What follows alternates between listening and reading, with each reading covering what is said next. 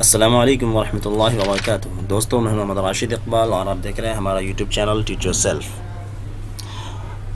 جیسا کہ آپ کو معلوم ہے کہ ہم نے اردو ادب سے متعلق ویڈیوز کا سلسلہ شروع کر رکھا ہے، اور ہماری کوشش یہ ہو رہی ہے کہ یو جی سی نیٹ کا جو نیا سلیبس ہے اس کے مطابق جو ہے مواد کو ویڈیو کی شکل میں کنورٹ کر کے ہم اپنے چینل پہ اپلوڈ کریں، اور یہ سلسلہ کافی دنوں سے چل رہا ہے۔ بہت سارے موضوعات پہ ہم نے ویڈیوز بنا بھی رکھے ہیں، اگر آپ نے انہیں نہیں دیکھا ہے تو دیکھ سکتے ہیں۔ مرثیہ، قصیدہ، داستان وغیرہ اور بھی کئی ساری چیزوں پہ ابھی ویڈیو بنائی جا رہی ہیں۔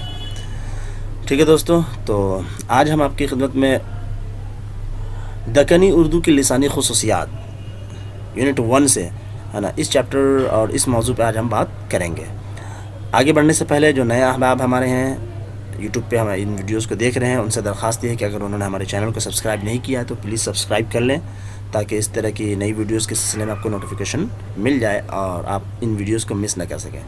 ٹھیک ہے دوستو، چلیے آگے بڑھتے ہیں۔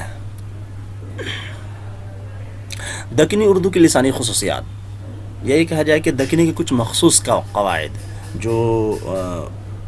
جو مرکزی اردو ہیں یا جو اردو زبان ہے، تو اردو زبان کے کچھ قواعد ہیں، اس طرح سے دکنی کے کچھ اپنے مخصوص قواعد ہیں۔ ٹھیک ہے، تو ہم نے دونوں ہیڈنگ ڈال دی ہے کہ دکنی کی کچھ مخصوص قواعد یا دکنی اردو کی لسانی خصوصیات۔ ٹھیک ہے، آج اس پہ بات کریں گے۔ چلیے آگے بڑھتے ہیں۔ دکنی اردو زبان کی ایک اہم شاخ ہے۔ ٹھیک ہے، اردو زبان کی ایک اہم شاخ دکنی ہے، جسے مسلمانوں نے دکن جنوبی ہند میں بولتے ہیں۔ جنوبی ہند میں یہ بولی جاتی ہے، جنوبی ہند کے یہ علاقہ ہے، اس لیے ان کو دکنی کہا جاتا ہے۔ ظاہر سی بات ہے کہ ان کے بالمقابل شمالی ہند کہا جاتا ہے، تو جیسے دہلی اور آپ کو لکھنؤ وغیرہ کے آس پاس کی جو یہ جو علاقہ ہے، تو یہ شمالی ہند کہلاتا ہے۔ تو دکنی زبان جنوبی ہند میں بولی جاتی ہے۔ ٹھیک ہے، اردو کی طرح دکنی بھی عربی فارسی رسم الخط میں لکھی جاتی ہے۔ اردو کا جو رسم الخط ہے وہ عربی فارسی رسم الخط میں لکھی جاتی ہے، لیکن اس کے حساب سے اس میں کچھ تبدیلی بھی کی گئی ہے تاکہ یہاں کے اور علاقائی زبانوں کے رسم الخط کو اس میں ایڈجسٹ کیا جا سکے۔ تو دکنی بھی عربی فارسی رسم الخط میں ہی لکھی جاتی ہے، لیکن اس میں عربی اور فارسی کے الفاظ کثرت سے موجود نہیں ہیں۔ اردو کے اندر جو ہے عربی فارسی کے الفاظ کثرت سے موجود ہیں۔ دکنی میں علامت فاعل، کچھ خصوصیات کیا ہیں؟ دکنی میں علامت فاعل نے کا عدم استعمال ہے، یعنی اس کا نے کا استعمال یا تو یہ نہیں کرتے ہیں یا بہت کم کرتے ہیں۔ فاعل کے طور پہ میں نے کھانا کھایا، تو نے علامت فاعل کے طور پہ جو استعمال کرتے ہیں، اس میں دکنی میں نے کا استعمال نہیں ہے، عدم استعمال ہے، یا تو بالکل نہیں کرتے ہیں، بہت کم ہوتا ہے۔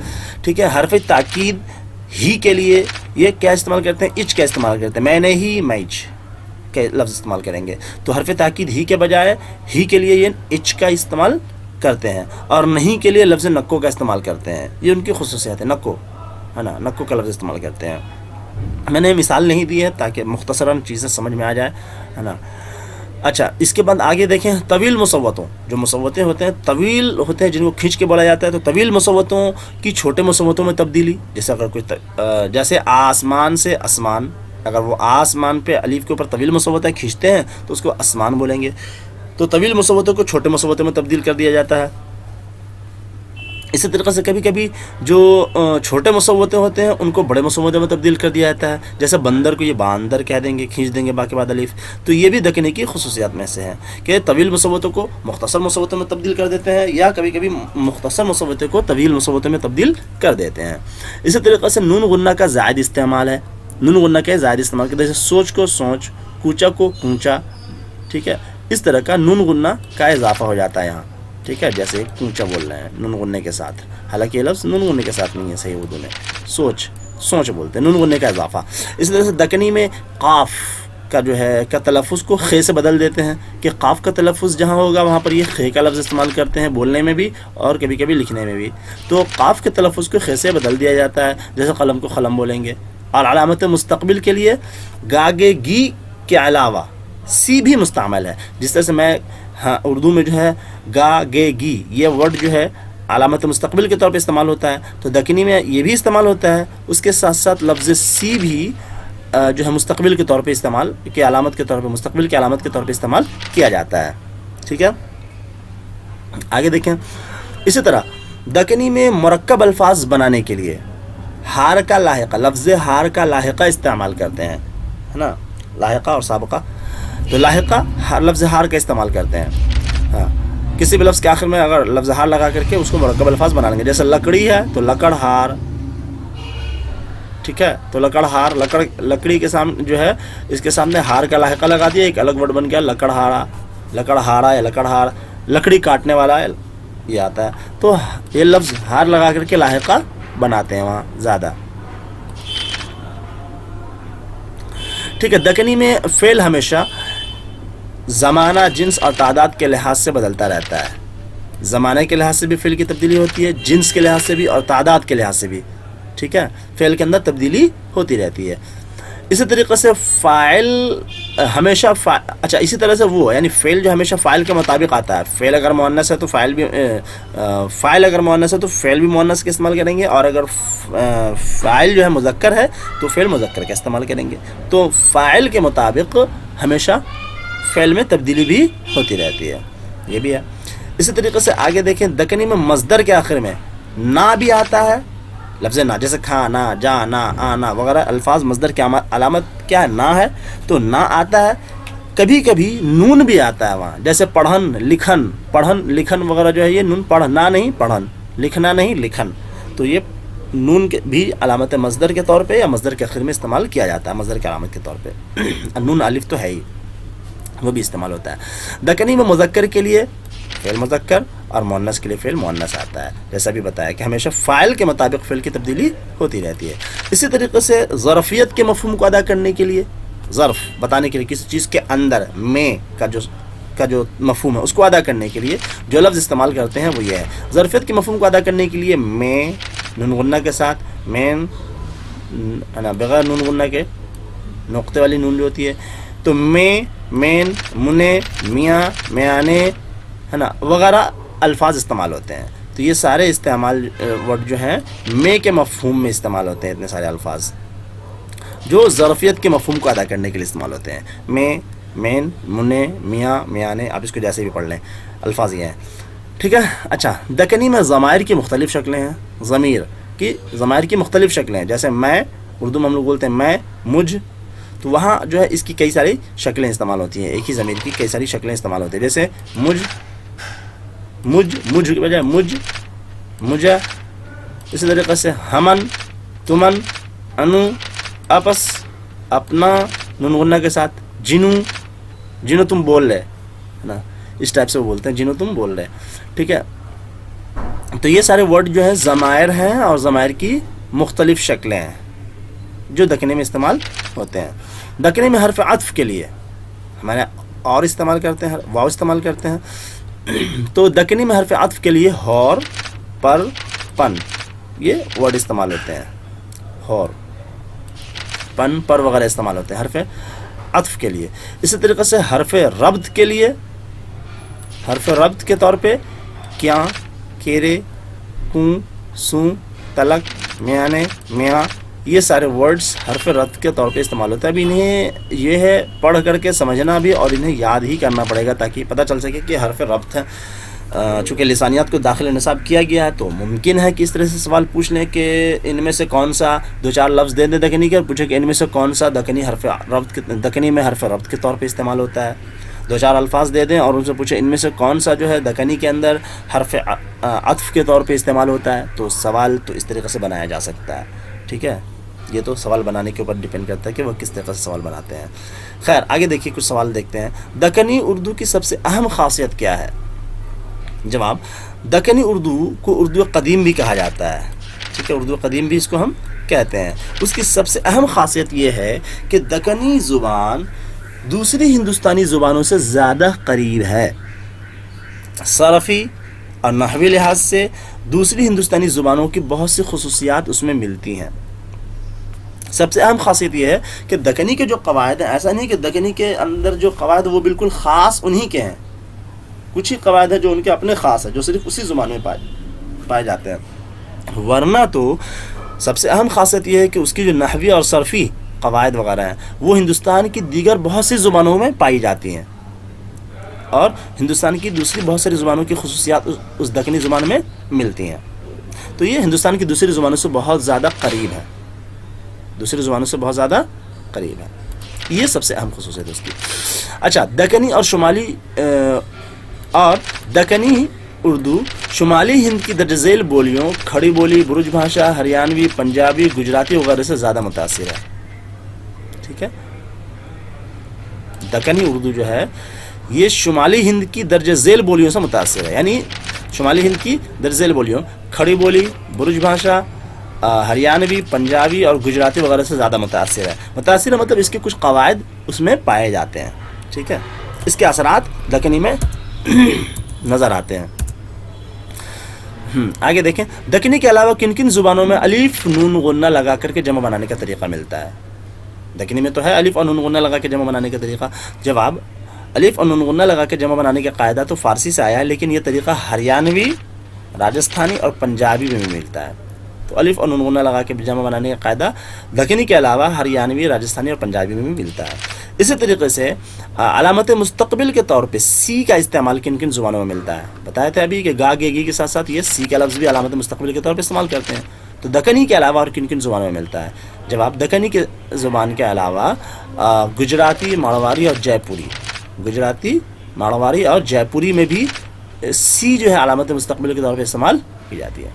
ٹھیک ہے، اسی طریقے سے صیغہ ماضی میں یا لگانا دکنی میں عام ہے، اور یہ ہریانوی میں بھی ملتا ہے. یعنی جیسے پوچھا سے پوچھیا، تو یا جو ہے علامت ماضی، صیغہ ماضی کے لاسٹ میں آخر میں یا لگانا، یہ دکنی زبان میں بہت عام ہے، اور یہ ہریانوی کے اندر بھی ہوتا ہے. تو یہ خصوصیت یہ ہریانوی زبان میں بھی ہے. ٹھیک ہے، اسی طریقے سے لفظ کے آخر میں نون غنہ کا اضافہ کن کن زبانوں میں ملتا ہے؟ لفظ کے آخر میں نون غنہ کا اضافہ دکن میں ہوتا ہے، اس کے علاوہ کن کن زبانوں میں ہوتا ہے؟ تو لفظ کے آخر میں نون غنہ کا اضافہ دکنی کی خاصیت ہے. جیسے کوں، کو، تو، دہی، دہی، دہی کو دہی بولیں گے یا نون غنہ کے ساتھ وغیرہ. لیکن یہ نون غنہ کا اضافہ پنجابی، ہریانوی، گجراتی، کھڑی بولی، راجستھانی اور برج بھاشا یہ سب میں یکساں طور پہ مستعمل ہے.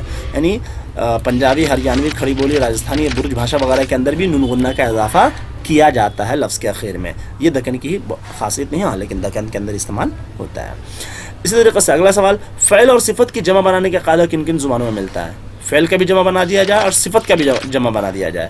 ٹھیک ہے، جواب، فعل میں جمع کا صیغہ استعمال کرنا یہ صرف دکنی کی خاصیت نہیں ہے. فعل میں ہے نا، عورتاں آئیاں، تو عورتاں جمع ہے تو اب عورتیں آئیں نہیں، عورتاں آئیاں. تو یہ جو ہے اگر فاعل جمع ہے تو فعل بھی جمع بنا دیا جائے گا. تو فعل میں جمع کا صیغہ استعمال کرنا یہ صرف دکنی کی خاصیت نہیں ہے. جیسے عورتاں آئیاں یہ بولا جائے، یہ قدیم اردو میں بھی مستعمل ہے. لیکن صفت کی بھی جمع بنانا، ہاں، عورت کی یعنی لفظ کے لیے جو صفت آتی ہے، اگر وہ لفظ جمع ہے تو اس کی جو صفت آئے گی وہ بھی جمع لانا. تو صفت کی بھی جمع بنانے کا جو طریقہ ہے یہ خالص دکنی ہے. جیسے کالیاں، گوریاں، اور ہے نا گور. تو اس طریقے سے کالیاں، اگر بہت سے عورت ہیں تو کالیاں، گوریاں، صفت کی بھی جمع بنانا یہ خالص جو ہے یہ خالص دکنی طریقہ ہے. ٹھیک ہے، آگے سوال، دکنی کے حروف جار کیا کیا ہیں؟ دکنی کے حروف جار کیا کیا ہیں؟ جواب، درج ذیل ہیں. جیسے سے کے لیے، سے کے لیے یہ ورڈ استعمال کرتے ہیں: سوں، ستی، سیتی، سیتیں، سے تھیس، سین، سے، ستھے، تھے کا لفظ وہ سے کے معنی میں استعمال کرتے ہیں. یہ سارے الفاظ جو ہیں دکنی میں سے کے معنی میں استعمال ہوتے ہیں. گھر سے، اس سے، مجھ سے. تو سے کے لفظ میں یہ سارے الفاظ استعمال ہوتے ہیں. تک کے لیے نا، تلگ، لگ، لگن، لگن، یہ سارے ورڈز استعمال کرتے ہیں. پر کے لیے اپر، پرال، پوپا، یہ سب سارے ورڈ استعمال کرتے ہیں. اپر، اپرال اور پوپا یہ سارے ورڈ پر کے لیے استعمال کرتے ہیں. ٹھیک ہے، اسی طریقے سے آگے دکنی میں لفظ کو مکرر لانے کا کیا قاعدہ ہے؟ لفظ کو اگر مکرر لانا ہو، جیسے لفظ کو کبھی مکرر لاتے ہیں بات کے اندر وزن پیدا کرنے کے لیے، تکرار. تو دکنی اردو میں لفظ کو مکرر لاتے ہیں تو پہلے لفظ کے بعد یا، چھوٹی یا کا اضافہ کر دیتے ہیں. جیسے بال، بال، وہ بال بال بچ گیا. تو بال بال کو ہی بولیں گے بالے بال. رگ رگ، رگے رگ. تو یہ رگ اور رگ کو اضافہ کی مکرر لائے ہیں تو پہلے والے رگ کے بعد چھوٹی یا بڑھا دیں گے، ہے نا، یہ رگے رگ. تو تو اس طریقے سے وہ دکنی کے اندر لفظ کو مکرر لانے کا قاعدہ یہ ہے کہ پہلے لفظ کے بعد یا کا اضافہ کر دیتے ہیں، جیسے رگے رگ، بالے بال، کھیتے کھیت وغیرہ۔ لفظ کے تکرار کے لیے دکنی میں یا کے علاوہ یا اور نون کا بھی اضافہ کیا جاتا ہے، یا اور نون کا بھی اضافہ کیا جاتا ہے، جیسے عشق نے کھیل کھیلیا ٹھاریں ٹھاریں ٹھار، ٹھاریں ٹھار، ٹھارے ٹھار یا ٹھار ٹھار، ہے نا۔ تو یہ لفظ تھا ٹھار کے لفظ کا انہوں نے کیا ہے، ٹھار کے لفظ کو مکرر لایا گیا ہے، تو مکرر لانے کے لیے یہاں پر انہوں نے نون یا اور نون کا اضافہ کیا ہے۔ عشق نے کھیل کھیلیا ٹھاریں ٹھار، یہ ایک شعر کا مصرع ہے۔ آگے دکنی میں دکنی کے کچھ مخصوص حروف، دکنی کے کچھ مخصوص حروف کیا ہیں دیکھ لیجئے، کچھ مخصوص حروف ہم نے یہاں لکھے ہیں۔ دکنی کے حروف استدراک کے طور پہ یہ لفظ استعمال ہوتے ہیں، ولے، پن، اما۔ دکنی کے حروف استثناء یہ ہیں، بن، بنا، باج، یہ لفظ استثناء، حروف استثناء کے طور پہ استعمال ہوتے ہیں۔ باج کا لفظ استثناء کے لیے استعمال ہوتا ہے، بنا تو سمجھ میں آ رہا ہے، بن بھی سمجھ میں آ رہا ہے، لیکن باج کا لفظ جو ہے وہ استثناء کے طور پہ استعمال ہوتا ہے۔ دکنی کے حروف تخصیص یہ ہیں، بھی، جگہ اور بی کا لفظ جو تخصیص کے لیے استعمال ہوتا ہے، لیکن دکنی کا مخصوص حروف تخصیص چے ہے، چے کا استعمال ہے نا، جیسے اتنا ہی کے لیے اتناچ، ویسا ہی کے لیے ویساچ، اپنا ہی کے لیے اپناچ، اور تیرا ہی کے لیے تیراچ دکنی میں استعمال ہے۔ تو چے کا لفظ تخصیص کے لیے بطور خاص دکنی میں استعمال کیا جاتا ہے۔ اسی طریقے سے دکنی کے حروف تشبیہ یہ ہیں، ناد، نمن، سار۔ حروف تشبیہ، تیرے ناد، ہے نا، تیرے نمن، تیرے سار، تیرے جیسا کے معنی میں استعمال ہوگا۔ تو تشبیہ کے لیے یہ ورڈ استعمال کیا جاتا ہے، کون سا؟ یہ ناد، نمن اور سار۔ ٹھیک ہے دوستو، تو یہ ہم نے دکنی کے کچھ مخصوص قواعد یا دکنی اردو کی لسانی خصوصیات سے متعلق کچھ چیزیں ہم نے یہاں پہ لی ہیں، اور امید ہے کہ یہ مفید ثابت ہوگا آپ کے لیے۔ اسے دیکھیں، پڑھیں، سمجھیں، اور ان چیزوں کو دھیان رکھنے سے ایک فائدہ تو یہ بھی ہوگا کہ اس کے بعد اگر ہم کوئی دکنی لٹریچر یا دکنی میں جو ہے لکھے ہوئے افسانے، کہانی یا کوئی بھی لٹریچر اگر وہاں کا پڑھیں تو پھر ہمیں سمجھنے میں آسانی ہوگا، خاص کر کے شاعری وغیرہ۔ ٹھیک ہے دوستو، تو آج کے لیے اتنا ہی۔ اگر ہماری یہ کوشش آپ کو اچھی لگ رہی ہو تو اسے لائک کریں، شیئر کریں، زیادہ سے زیادہ لوگوں تک پہنچائیں، اور انشاءاللہ پھر جلد ہی ملتے ہیں کسی اگلے ویڈیو میں۔ جب تک خوش رہیں، اپنا خیال رکھیں۔ السلام علیکم ورحمۃ اللہ وبرکاتہ۔